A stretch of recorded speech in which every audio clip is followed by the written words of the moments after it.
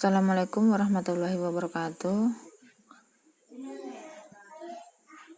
Alhamdulillah anak-anak sekalian, hari ini merupakan pertemuan kedua kita.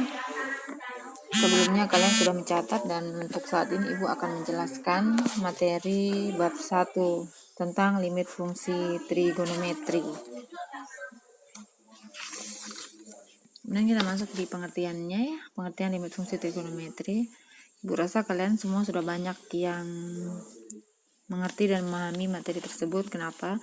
Karena di kelas 10 pun tentang trigonometri pernah dibahas dan di kelas 11 juga pernah dibahas. Itu ya.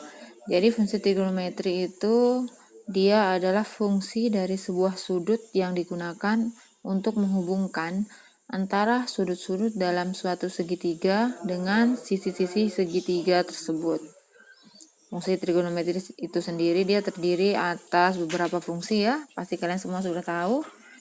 Ada fungsi sinus, fungsi kosinus, fungsi tangen atau kebalikannya.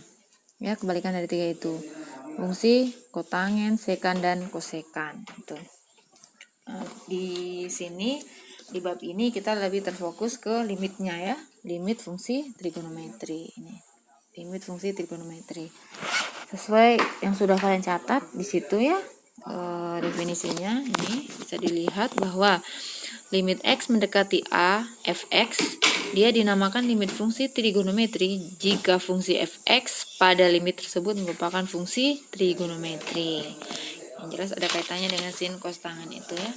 Rumusnya yang sudah dicatat ini lihat,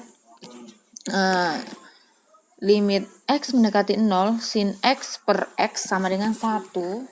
Jadi intinya apapun bentuknya dia ya, yang harus diperhatikan yang ini adalah variabelnya.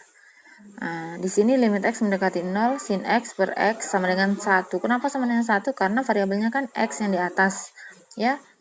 Bilangnya di 1. Variabelnya ini kan dia x saja. Begitu pula yang penyebutnya, variabelnya x. Jadi apabila dibagi maka hasilnya 1. Begitu pula kebalikannya ya, sama. Meskipun dibalik sama, tetap dia hasilnya akan sama, yaitu sama dengan 1. Kenapa? Karena variabelnya itu masing-masing x. Begitu pula untuk fungsi tangen ya. Kemudian begitu juga untuk yang di bawah ini. Lihat yang di bawah. Limit x mendekati 0 sin ax per ax sama dengan 1. Karena yang di atas di sini ax, yang di bawah juga ax. Jadi kalau ax dibagi dengan ax sama dengan 1. Begitu pula kalau dibalik posisinya tetap sama dengan 1. Untuk fungsi tangen pun sama, ya. Itu. Bisa dipahami ya ini karena kita mereview ini materi yang sudah pernah disinggung sedikit di limit fungsi trigonometri.